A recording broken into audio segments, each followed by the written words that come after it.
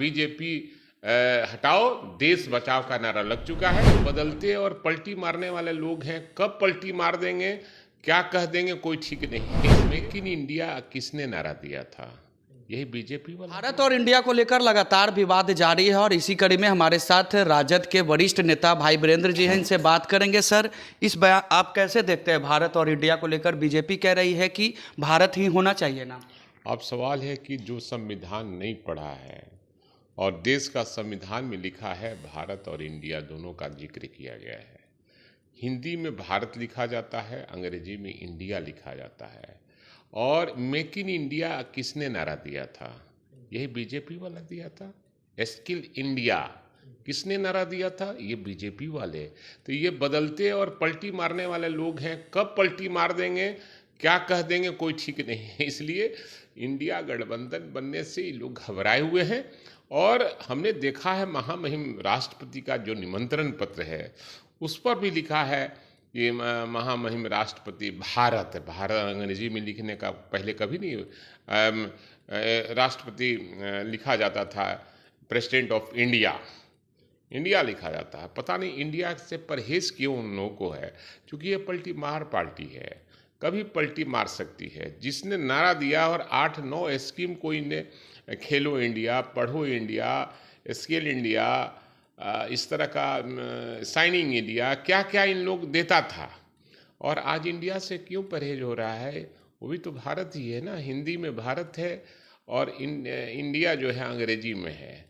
तो ये क्यों घबरा गए हैं? घबरा तो 2024 में इनको जाना है। जब पहले दिया समझते हैं ना, दिया में जब तेल खत्म होने लगता है तो लौ काफ़ी धधकता है और फिर बुझ जाता है। तो ये लोग धधक रहे हैं, इनके पास कोई मुद्दा नहीं है, इसलिए इस तरह के मुद्दा उठाते हैं। लोग जाने वाले हैं। देश की जनता ने नारा लगा दिया है और बिहार से जो नारा लगता है वो सही होता है, देश की जनता उसको पकड़ती है। देश ने बिहार में नारा लगाया था 9 अगस्त 1942 को। अंग्रेजों भारत छोड़ो, गांधी जी ने यहीं से नारा लगाया था। संपूर्ण क्रांति का नारा बिहार से ही आदरणीय लालू प्रसाद यादव और जेपी साहब ने, लोकनायक जयप्रकाश नारायण ने शुरू किया था।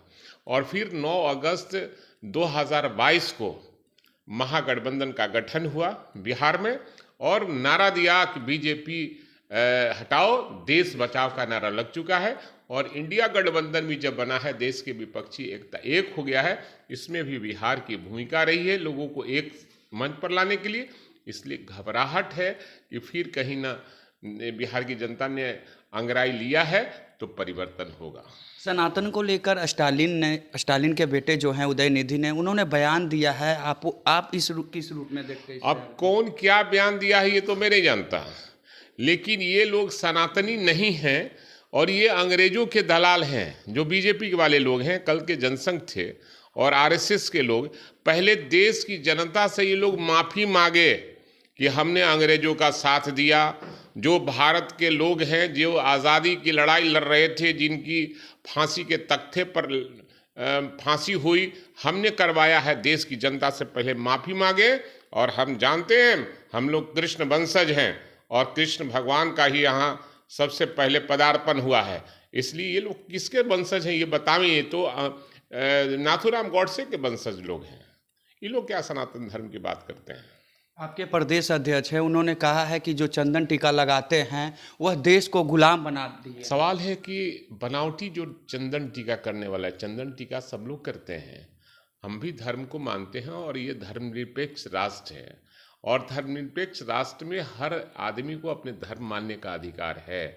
उनका कहने का तात्पर्य ये नहीं था। ये लोग बनावटी टीका करके कहता है कि भारत भारत हमारा है हमारा है। कल तक इंडिया कहता था, भारत कहने लगा, तो दोनों तो एक ही है। भारत इंडिया एक ही है। संविधान में ये प्रदत्त है कि हिंदी में लिखा जाएगा भारत, अंग्रेजी में लिखा जाएगा इंडिया। ये तो संविधान में है। और ये लोग जो नाटक कर रहे हैं, चुनाव आ रहा है इसलिए सनातन के आड़ में ये राजनीति कर रहे हैं। ये धर्म के नाम पर राजनीति कर रहे हैं। हिंदू और मुसलमान कर राजनीति कर रहे हैं वोट के लिए। लेकिन देश की जनता के सामने इस बार मजिस्ट्रेट चेकिंग में ये लोग पकड़े गए हैं। और मजिस्ट्रेट चेकिंग में जब पकड़े जाते हैं लोग तो निश्चित रूप से सजा मिलती है। इस बार नारा लग चुका है, बीजेपी हटाओ देश बचाओ का नारा लग चुका है। चलिए, तो ये थे हमारे साथ आरजेडी के वरिष्ठ नेता। उन्होंने साफ तौर पे कहा है कि जिस तरीके से 2024 के लिए जो एकजुट हुई है, जो गठबंधन, उसको लेकर बीजेपी तिलमिला गई है और उसको लेकर न जाने क्या क्या बयान दे रहे हैं। खबरों के साथ बने रहें और देखते रहे फर्स्ट बिहार झारखंड। धीरे धीरे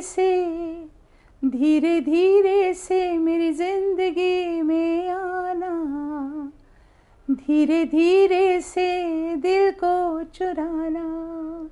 नमस्कार, मैं अनुराधा पौडवाल 26 नवंबर को पैनोरमा स्टार सीज़न 6 के कार्यक्रम में पूर्णिया बिहार आ रही हूँ। मुझे पैनोरमा ग्रुप के निर्देशक संजीव मिश्रा जी ने बुलाया है, तो हम सब मिलते हैं पैनोरमा ई होम्स में शाम 7 बजे। नमस्कार।